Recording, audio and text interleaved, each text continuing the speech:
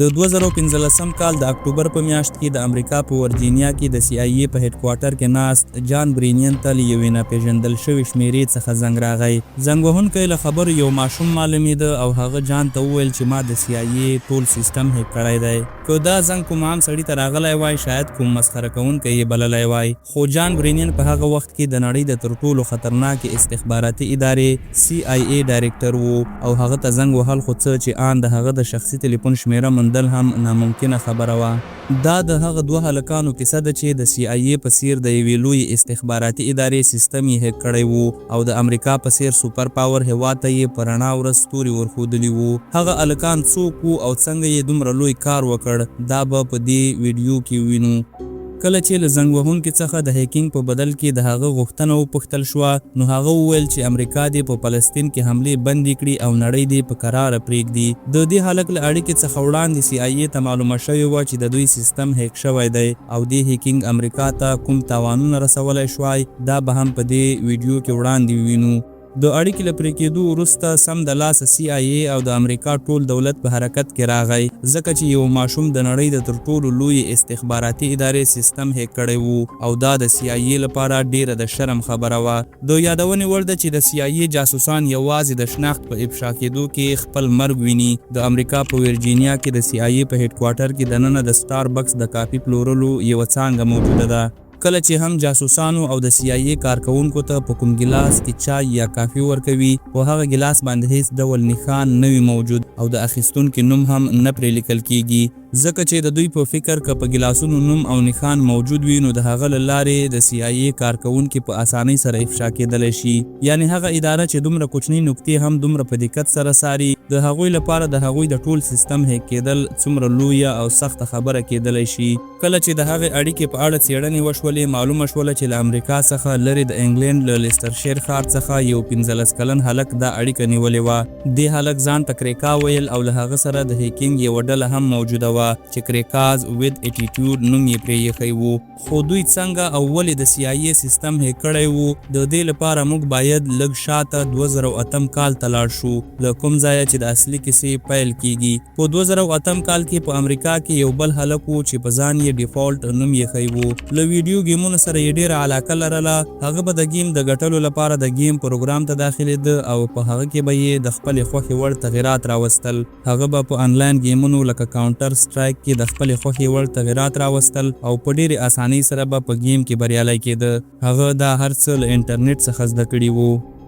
د ډیفالټ په نوم دا هلک د دې کارونو د کولو لپاره د انانیمس په نوم د هیکینګ له یوې ډلې څخه متاثره شوی وو چې په هغه وخت یعنی 2008 کال کې ډیره مشهوره وه.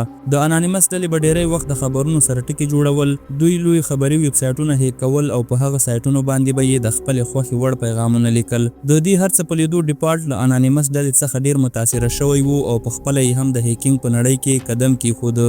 ډیفالټ به کوچني ویب سایټونه هیک کول، خو هغه غوښتل چې کوم لوی کار وکړي او د دې لپاره هغه ته د هیکینګ د یوې ډلې اړتیا وه، ځکه خو ډیفالټ هم د انان سیک په نوم د هیکینګ په یوه ډله کې شامل شو.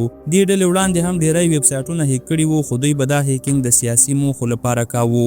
دې ډلې به د باټ نټ استعمال کاوه، یعنی دوی به په انټرنیټ کې یو وایروس جوړاوه او خپراوه به یې. کوم کمپیوټر ته به چې هم هغه وایروس ورننوتو نو هغه کمپیوټر به د دوی په کنټرول کې راغی. په کوم کمپیوټر کې چې وایروس به پکې وو هغه ته به یې باټ او د کمپیوټرونو دې ټولې شبکې ته به یې باټ نټ ویل. دا چې ډیفالټ هم د انان سیک ډلې غړی وو نو ځکه خو ده هم دې باټ نټ ته لاسرسی لاره. ډیفالټ ولیدل چې په دې باټ نټ کې یو کمپیوټر د کاناډا د یو طبي پوهنتون دی. ډیفالټ په هغه کمپیوټر باندې لږه خواري وکړله او د پوهنتون مالي حساب کتاب ته یې ځان ورساوه. هغه ولیدل چې په محصلینو باندې د پوهنتون 9 میلیونه ډالر پیس پاتې دی. ډیفالټ د پوهنتون له کمپیوټر څخه دا ټول حساب کتاب ډیلیټ کړ. له دې سره د ډیفالټ لومړی هیکینګ بریالی شوی وو، خو د پوهنتون ټول نظام یې ګډوډ کړی وو. دا لومړی هیکینګ خو هغه هسې د ساتیري لپاره کړی وو، خو دوهم هیکینګ یې په غوسه کې وکړ. په 2014 کال کې د ډنمارک دولت یو عجیبه قانون جوړ کړ چې له مخې یې هر څوک وغواړي له حیواناتو سره جنسي اړیکې نیولی شي. دا خبره په ټوله نړۍ کې د حیواناتو د حقوقو په سازمانونو سخته بده ولګېدله. بلخوا ډیفالټ هم یو سپی ساتلی وو او په هغه ډیر ګران وو. ډیفالټ د خپلې ډلې سره یو ځای د ډنمارک د دولت رسمي ویب سایټ هیک کړ او په هغه یې په غټو ټکو ولیکل چې آیا تاسې پوهیږئ چې ستاسې دولت دولت په ډیر ښکاره له حیواناتو سره د ظلم کولو اجازه ورکړې ده. نه یوازې دا بلکې ډیفالټ د باټ نت په مرسته په هغو ټولو ویب سایټونو هم حمله وکړله او له منځه یې یوړل چې د دې قانون ملاتړ یې کاوه. د ډنمارک د رسمي ویب سایټ له هک کېدو او د دې قانون له جوړېدو ټوله نړۍ خبره شوله او د ډنمارک دولت له لوی شرم سره مخ شو. بالاخره د ډنمارک دولت د ډیرو فشارونو له کبله دا قانون بیرته ختم کړ. د ډنمارک د رسمي ویب سایټ له هک کولو او د دې قانون له ختمولو سره ډیفالټ په خپل مقصد کې بریالی شوی وو، خو خلکو د دې کار لپاره د انانیمس د هیکینګ ډلې ستاینه کوله، ځکه چې په هغه وخت کې همدې هیکینګ ډلې د خبرونو سره ټکي جوړول.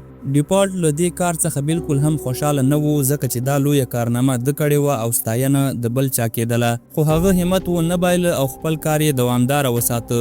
د نورو هیکرانو په څیر ډیفالټ هم خپل ځان نه افشا کاوه، ځکه هغه پوهېده چې که د هیکینګ له کبله هغه ونیول شي نو پایلې به یې ښې نه وي.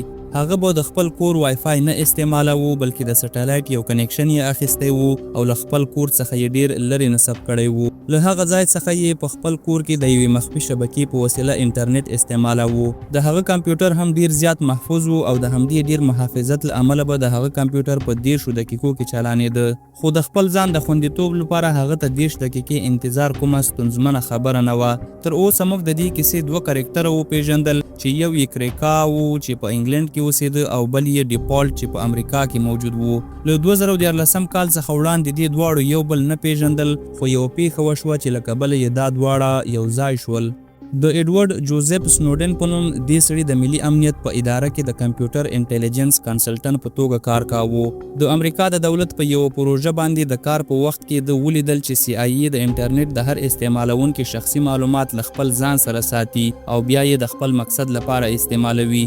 په داسې حال کې چې د انټرنیټ استعمالونکی له دې کار څخه ناخبره وي، ایډورډ غوښتل چې د سی آی ای له دې راز څخه پرده پورته کړي، خو هغه پوهېده چې په امریکا کې د اوسېدو باوجود دا کار نشي کېدلی، یا به هغه ووژل شي او یا به د محرمو معلوماتو د افشا کولو په تور د اوږدې مودې لپاره زندان ته ولېږل شي.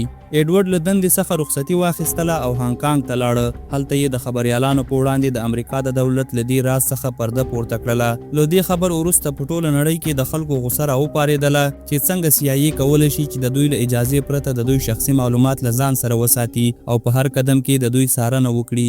په همدې مهال کې ډیفالټ او کریکا هم له یو بل سره وپېژندل او دواړو په ګډه د امریکا دولت ته د سزا ورکولو پریکړه وکړله.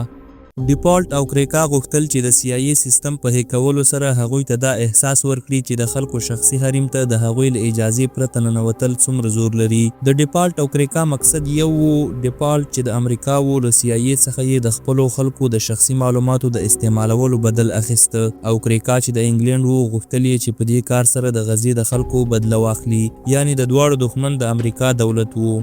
تر هر څه لومړی هغوی د امریکا د ملي استخباراتو د ادارې د مشر جیمز کلیپر د تلیفون شمیره افشا کړله او یوازې په ګوګل کې د هغه د نوم په سرچ کولو هر چا کولی شوه چې د هغه د تلیفون شمیره ترلاسه کړي. اوس دوی غوښتل چې یو بل لوړپوړی چارواکی هیک کړي او دا ځل دوی د سی آی ای ډایرکټر جان برینین انتخاب کړ. کریکا په انټرنیټ کې د جان په اړه پلټنې پیل کړلې او د هغه د تلیفون یوه شمیره یې ترلاسه کړله چې د ویریزون شرکت سره تړلې وه. د یادونې وړ ده چې ویریزون د مخابراتي شبکې یو شرکت و. کریکا د ویریزون شرکت تخنیکی برخې سره اړیکه ونیوله او ځان یې د همدې شرکت کارکوونکی معرفي کړ. هغه وویل چې ما د یو مشتری د ستونزې د حل کولو لپاره اړیکه نیولې ده، ځکه چې زما په کمپیوټر کې کومه تخنیکی ستونزه ده. د ویریزون تخنیکی کسانو د هغه د پیژندګلوي د تاییدي لپاره له هغه څخه د یوې شمیرې پوښتنه وکړله کومه چې کریکا لا وړاندې هیک کړې وه. د شمیرې په ښودلو د هغه پیژندګلوي تایید شوله او د ویریزون شرکت تخنیکی برخې د جان برینین شخصي معلومات کریکا ته ورکړل. اوس له کریکا سره د جان د اکاونټ نمبر، د هغه د تلیفون بل شمیره، د هغه ادرس او ان د هغه د بینک کارت وروستۍ 4 شمیرې هم موجودې وي.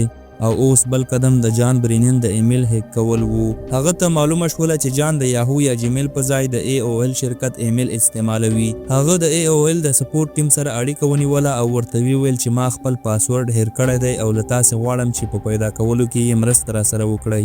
د ای او ال شرکت د سپورټ ټیم د هغه د پیژندګلوي د تاییدولو په خاطر له هغه څخه د بینک کارت وروستۍ 4 شمیرې وپوښتلې چې له کریکا سره لا وړاندې موجودې وي. د شمیرو په ښودلو کریکا د جان د ایمیل اډرس اډرس پاسورډ هم ترلاسه کړ. اوس د سی آی ای د ډایریکټر شخصي ایمیل اډرس د کریکا په لاس کې وو. هغه دا ایمیل اډرس پرانیسته او په دې کې ډیر زیات محرم معلومات او اسناد موجود وو، لکه د سی آی ای د نورو کارکونکو شمیرې او معلومات، له دولت څخه ترلاسه شوي ټول امرونه او داسې نور. تر دې وخته جان برینین ته هم معلومه شوې وه چې د هغه ایمیل هیک شوی دی او هغه سم د لاسه خپل ایمیل ادرس بند کړ. خو اوس ډیره ناوخته شوې وه ځکه چې کریکا دا ټول معلومات ډاونلوډ کړي وو. کریکا یو په بل پسې ټول محرم اسناد افشا کول پیل کړل او په ټول امریکا کې قیامت ته ورته حالت رامنځته شو. په ټول نړۍ کې د سی آی ای بدنامي روانه وه. اوس د هغوی لپاره د هیکر نیول تر هر څه اړین وو، خو دوی د هیکر په اړه هیڅ معلومات هم نشوای ترلاسه کولای.